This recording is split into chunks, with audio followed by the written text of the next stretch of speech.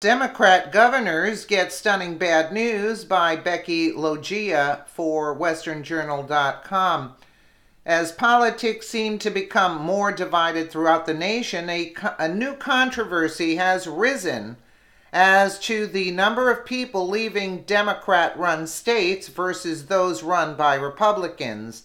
As reported by Forbes, the Democratic Governors Association made a slight at Republican Illinois Governor Bruce Rauner through a tweet about the seemingly mass exodus of citizens that have left Illinois in favor of other states, attempting to paint a picture of continued out-migration from the land of Lincoln.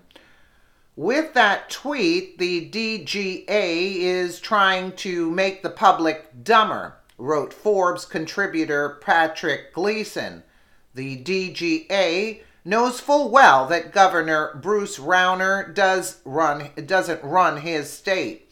Gleason suggested that the true figure presiding over Illinois politics in Democrat House Speaker Mike Madigan, who has overseen for nearly 34 years the decline of the once great state. Failed leadership. By attempting to pin Illinois' continued decline on Governor Rauner, the DGA is either ignorant about how Illinois politics works, or they are lying, Gleason added. Most likely the latter, but either way it's not good. Over the last year, nearly 33,000 Illinois citizens have fled Illinois through Gleason. Though Gleason, pointed to the fact that the numbers which were much worse during Democrat Governor Pat Quinn's time in office. Under Rauner's predecessor, 247,410 people left the state in favor of those such as North Carolina, Texas, Florida, and even Arizona, as they were regarded as better stewards of taxpayer dollars. According to IRS migration data, those 247,000 left the state that were known to be better run and have lower taxes, taking nearly $13.7 billion with them. And Gleason suggests that though the DGA refuses to consider interstate migration data numbers in other sectors, seem only to get worse as governors such as California's Jerry Brown are scrutinized. Since his reinstatement as governor in 2011, nearly 243,099 people have fled California in favor of other states, essentially taking with them $7.794 billion with them to those states that don't have soaring taxes and housing regulations that make living extremely unaffordable for middle-class households.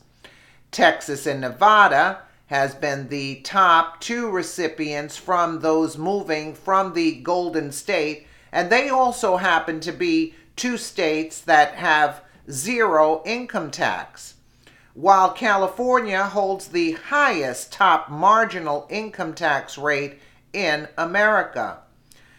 Policy like elections have consequences, Gleason wrote, adding that both the tax hikes championed by Brown on both corporate and personal income tax might be a main reason for the exodus of Californians. However, Gleason suggests the cost of living will only further be driven up as the Golden State was one of the hardest hit after Brown approved an extension of the cap and trade program that was renewed earlier in 2017.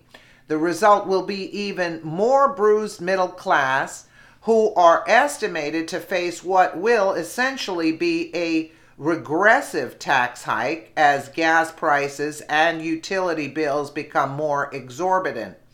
Cap and trade makes Governor Brown, Democratic lawmakers who run the state legislature with such large majorities, they don't even feel the need to discipline sexual offenders in their caucus, and their supporters feel good about themselves, Gleason said.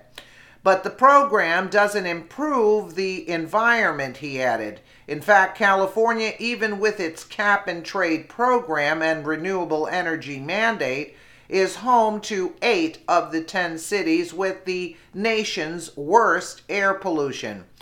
Things may even become worse, Gleason suggests, as New York Governor Andrew Cuomo becomes a 2020 presidential contender, as the Democrat governor has a history of running both employers and families from his state as the cost of living becomes too high to cope.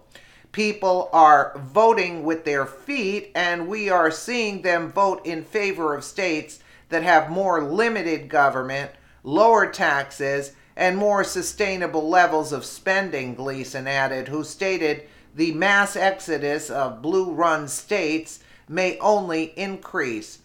As such, they are leaving states run by Democratic governors and legislatures, he added. That's why it was odd for the DGA to think it is a good idea to focus on migration data, as it does not bode well for Democrats. Listen, Democrats just want to tax people to the high heavens and rip everybody off. Nothing good for the people. Bringing in illegals and supporting them. No, people are getting sick of that crap, and they're fleeing to other states to avoid the destruction of those states run by the Democrats. Let me know what you guys think in the comments below. And again, thank you so much for watching.